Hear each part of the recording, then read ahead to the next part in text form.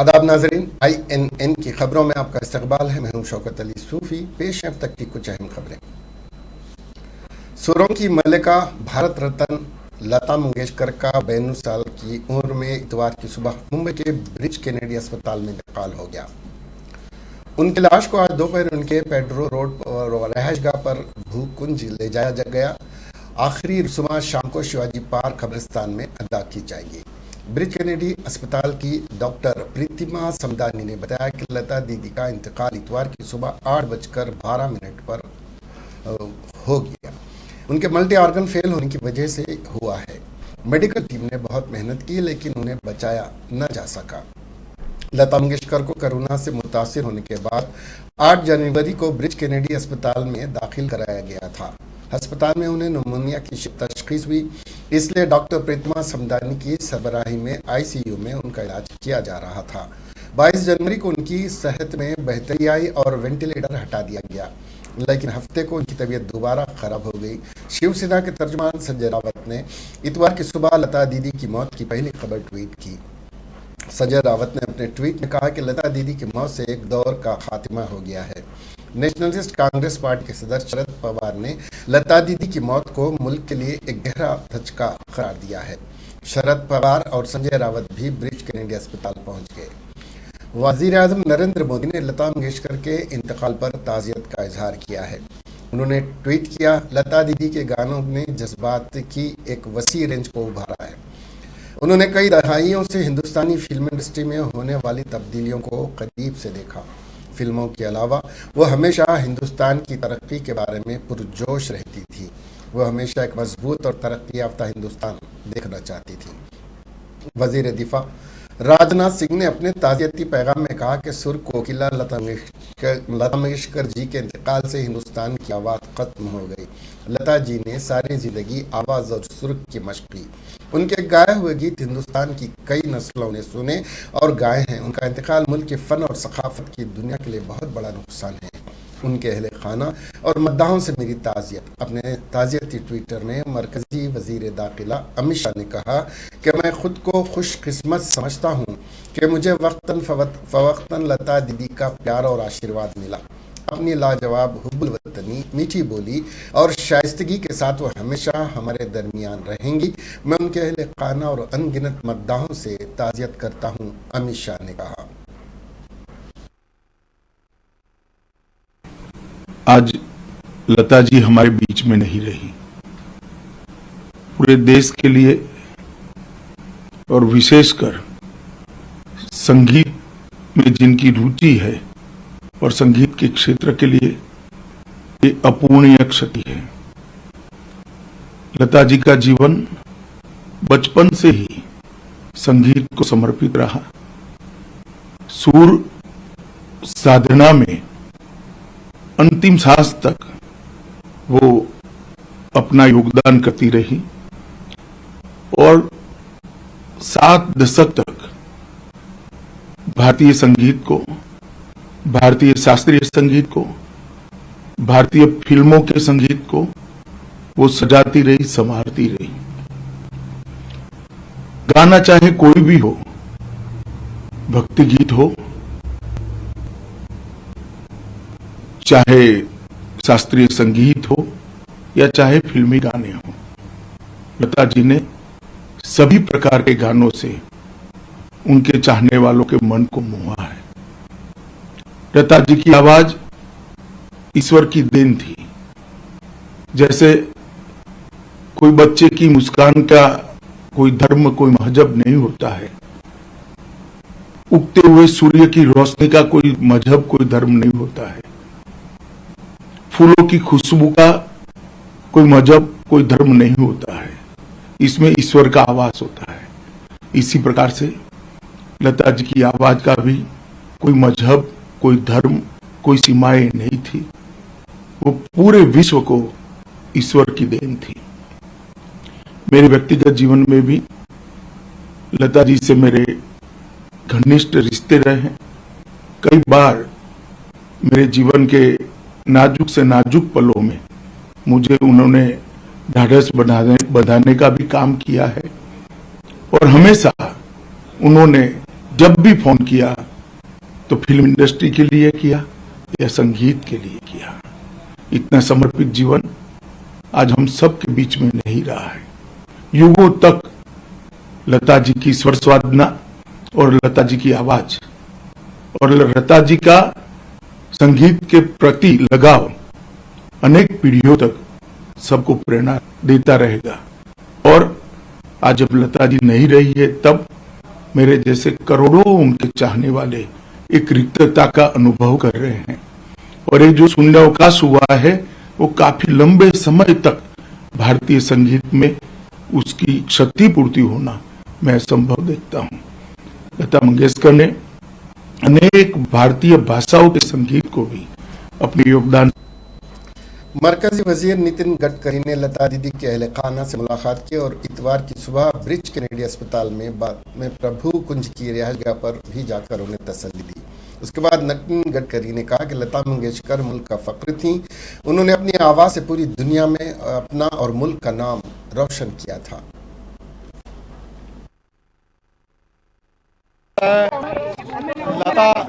स्वर्गीय लता मंगेशकर जी हमारे देश के संगीत युग का एक इतिहास था।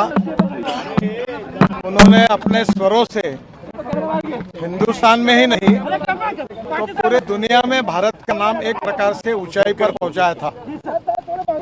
अनेक भाषाओं में उन्होंने गाने गाए हैं और विश्व का रिकॉर्ड उन्होंने पूरा एक प्रकार से विश्व का रिकॉर्ड तोड़ा है। मेरे और उनके परिवार की और उनसे व्यक्तिगत रूप से स्नेह था।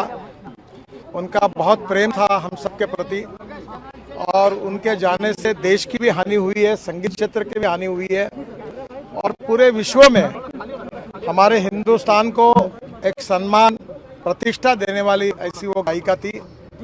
महाराष्ट्र के लिए, हमारे मुंबई के लिए, गोवा के लिए और पूरी तरह एक प्रकार से यहाँ के संस्कृति के साथ वो जुड़ी हुई थी।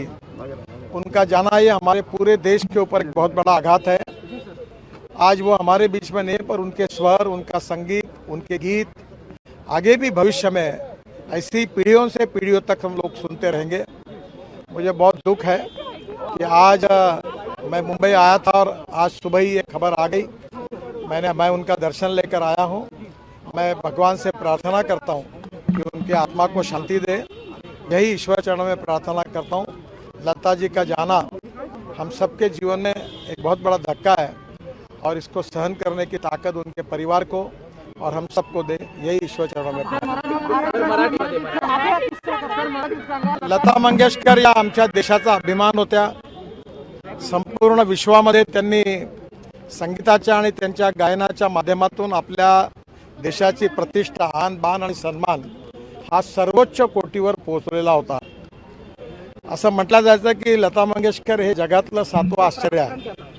याचं कारण असं लीजेंड गुलकारा लता मंगेशकर चंद रोज अलील रहने के बाद मुंबई के एक अस्पताल में इंतकाल कर गई। लता मंगेशकर जनवरी में कोरोना का शिकार हुई थी और तब से वो मुंबई के ब्रिच कैनेडी अस्पताल में जेर इलाज थी। उनकी सेहत बिगड़ती जा रही थी क्योंकि उन्हें कोरोना के साथ निमोनिया हो गया था और आहिस्ता आहिस्ता उनके आज़ा ने काम करना छोड़ दिया था। घर वालों ने बताया कि उन्होंने आज सुबह 8:12 पर आखिरी सांस ली। फिल्मी, सियासी और खेलों की शख्सियत के साथ साथ जिंदगी के तमाम शोबों से ताल्लुक़ रखने वाले मशहूर शख्सियत ने लता मंगेशकर को खिराज अक़ीदत पेश किया। चीफ मिनिस्टर के चंद्रशेखर राव ने लता मंगेशकर की मौत पर गहरे रंज और गम का इजहार किया है। एक बयान में वज़ीर आला ने कहा कि उनकी मौत ने हिंदुस्तानी फिल्मी मौसीकी पर अनमिटे निशान छोड़े हैं। सीएम ने कहा कि लता मंगेशकर हिंदुस्तानी मौसीकी के लिए खुदा की तरफ से एक तोहफा थी और इस बात पर गमज़दा है कि गुलकारा की मौत से यह गाना गूंगा हो गया है। चीफ मिनिस्टर के चंद्रशेखर राव ने लता मंगेशकर के अहले खाना के तई अपनी गहरी ताज़ियत का इजहार किया। वज़ीर आज़म नरेंद्र मोदी ने हफ्ते के रोज़ 11वीं सदी के भक्ति संत श्री रामानुजाचार्य की याद में 216 फीट ऊंचे मसावात के मुजस्समे का इफ्तिताह किया। उन्होंने अक़ीदे, ज़ात पात और अक़ीदे समेत ज़िंदगी के तमाम पहलुओं में मसावात के ख्याल को फ़रोग़ दिया। ये मुजस्सिमा पंच लोहा से बना है जो 5 धातुओं का मजमुआ है। सोना, चांदी, तांबा, पीतल और जिंक, और ये दुनिया के में बैठे हुए सबसे ऊंचे धाती मुजस्समों में से एक है। ये 54 फीट ऊंची इमारत पर नस्ब है जिसे भद्रा वेदी का नाम दिया गया है। इसके फर्श एक वैदिक डिजिटल लाइब्रेरी और रिसर्च सेंटर, कदीम हिंदुस्तानी मतन, एक थिएटर, एक तालीमी गैलरी के लिए वक्फ हैं, जिसमें श्री रामानुजाचार्य के बहुत से कामों की तफसील है। इस मुजस्समे का तस्वुर श्री रामानुजाचार्य आश्रम के श्री चन्नाजियार स्वामी ने किया है। दरियासना रामानुजू सहस्राब्दी उत्सव के हिस्से के तौर पर हैदराबाद में मुजस्सिमे मसावात इक्वालिटी का दौरा करने वाली VVIPs का शेड्यूल जारी किया गया है। शेड्यूल के मुताबिक chief justice of high court के और chief justice of supreme court 6 फरवरी को दौरा करेंगे। इसके बाद 7 फरवरी को आंध्र प्रदेश के CM YS जगनमोहन रेड्डी, 8 फरवरी को वजीर दाखिला अमित शाह, 9 फरवरी को मोहन भागवत, 9 फरवरी को राजनाथ सिंह दौरा करेंगे, 10 फरवरी को नितिन गडकरी, 12 फरवरी को नायब सदर वेंकैया नायडू और 13 फरवरी को हिंदुस्तान के सदर रामनाथ कोविंद इस का दौरा करेंगे। दीगर मरकजी वज़रा और चीफ मिनिस्टर्स के भी उत्सव में शिरकत करने की तवक्को है।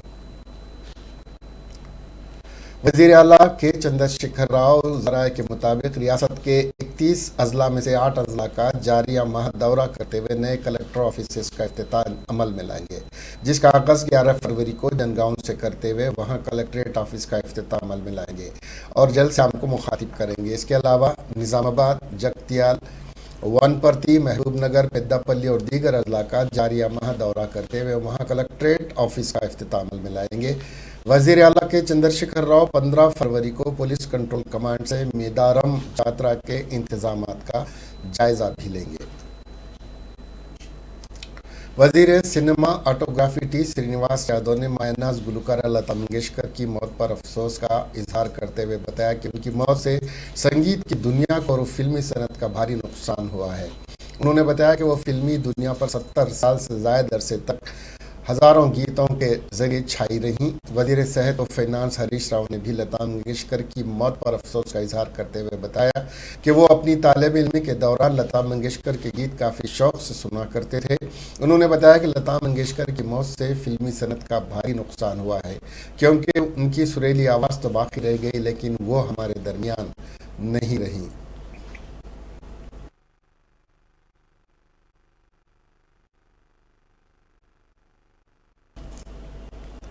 ये बात सब जानते हैं कि कोरोना की वजह से गुज़िश्ता 2 तालीमी सालों में तालीमी निज़ाम मुकम्मल तौर पर तबाह हो चुका है। मुल्क की तकरीबन तमाम रियासतों को कोरोना केसेस में ज़बरदस्त इजाफे के पेश नज़र इम्तहानात मनसूख करके तलबा को प्रमोट कर रही हैं। दरियासना पिछले कुछ दिनों से ये बात चल रही थी कि तेलंगाना में इस बार भी प्रैक्टिकल इम्तहानात नहीं होंगे।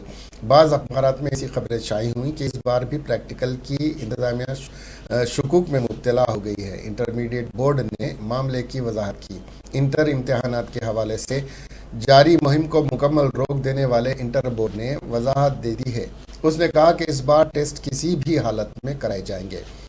उसने इस मामले पर बाज़ाब्ता तौर पर एक बयान जारी किया है। पिछले साल कोरोना की वजह से कोई फिज़िकल क्लासेस नहीं हुई, सिर्फ 45 दिन की क्लासेस हुई। इस वजह से तुलबा को बग़ैर इम्तिहानात के प्रमोट करना पड़ा। ताहम 2021 और 22 तालीमी साल में सूरत हाल बदल गई, क्योंकि कॉलेज जनवरी में सिर्फ 14 दिन के लिए बंद हुए और 1 फरवरी से क्लासेस मामूल के मुताबिक जारी हैं। इन तमाम बातों को मद्देनज़र रखते हुए बोर्ड ने कहा है कि थ्योरी टेस्ट से पहले मामूल के मुताबिक प्रैक्टिकल टेस्ट कराएगा और टेस्ट के इनेकाद के बगैर तरक्की देने का कोई ख्याल नहीं है। हम 1 या 2 दिन में प्रैक्टिकल और थ्योरी टेस्ट का शेड्यूल जारी करेंगे, बोर्ड ने कहा। तेलंगाना बोर्ड ने वजाहत की है कि तमाम तुलबा इसका नोटिस लें। भारतीय जनता पार्टी के रुकन असम्बली रघुनंदन ने वज़ीर आज़म नरेंद्र मोदी के दौरे हैदराबाद के मौके पर शमशाबाद एयरपोर्ट पर वज़ीर आला के चंद्रशेखर राव की जानिब से इस्तकबाल न करने और दीगर तकारीब से दूरी इख्तियार करने की सख्त अल्फाज में मजम्मत करते हुए बताया कि वज़ीर आज़म नरेंद्र मोदी ने वज़ीर आला के चंद्रशेखर राव की जानिब से जब भी मुलाकात के लिए वक्त मांगा, उन्हें मुलाकात का मौका दिया।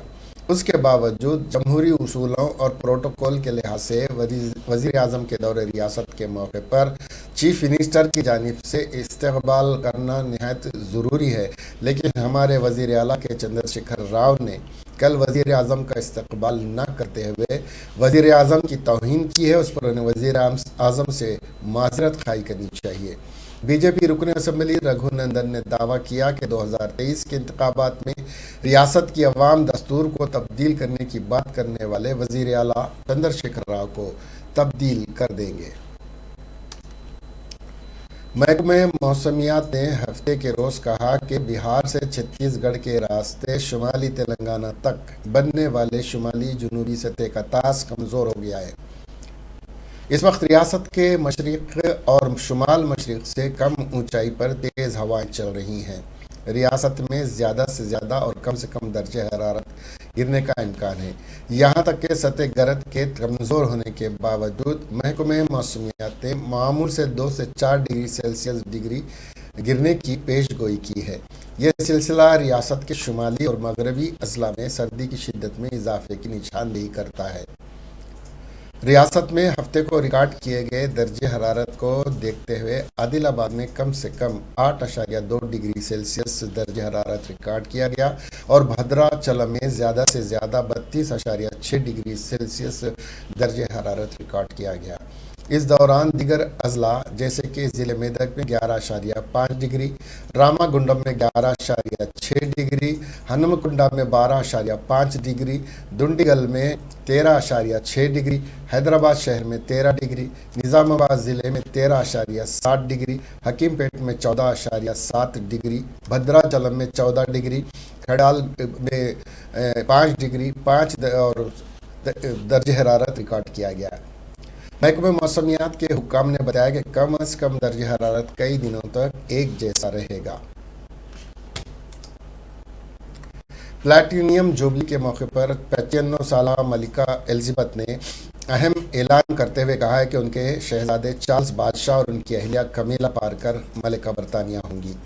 मलिका बरतानिया ने अपने पैगाम में कहा कि ख्वाहिश है कि प्रिंस चार्ल्स किंग बने तो duchess of Cornwall queen consort बने। मलिका एलिज़ाबेथ ने तवक्कुल जाहिर की कि अवाम चार्ल्स और कमिला का भी साथ देते रहेंगे। मीडिया रिपोर्ट्स के मुताबिक मलिका के ऐलान ने बरतानिया में अगली नस्ल को तख्त सौंपने जाने से मुताल्लिक गैर यकीनी सूरत हाल ख़त्म कर दी है। रिपोर्ट्स के मुताबिक क्वीन कंसोर्ट से मुराद बादशाह की शरीक हयात है। अब डचेस ऑफ कॉर्नवाल की क्वीन बनने में कोई रुकावट नहीं होगी।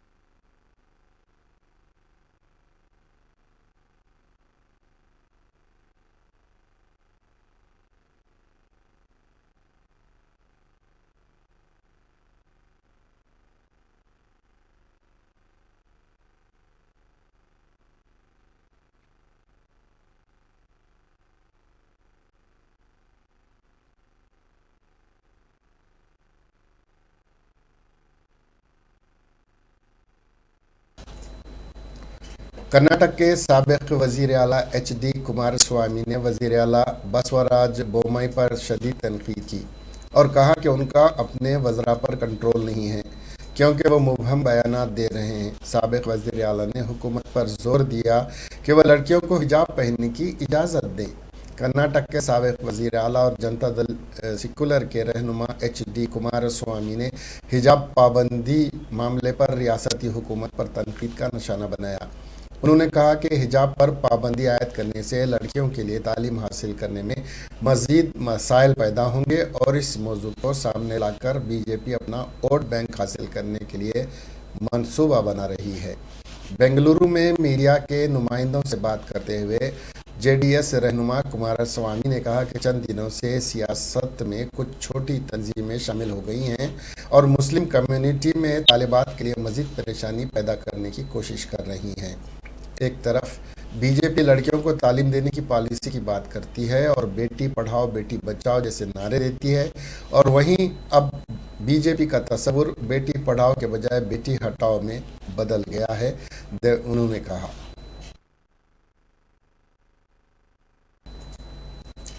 इसके साथ ये खबरें यहीं ख़त्म हुई। अपना और अपनों का ख्याल रखें। अब हमें दीजिए इजाज़त और देखते रहिए INN चैनल। खुदा हाफिज़।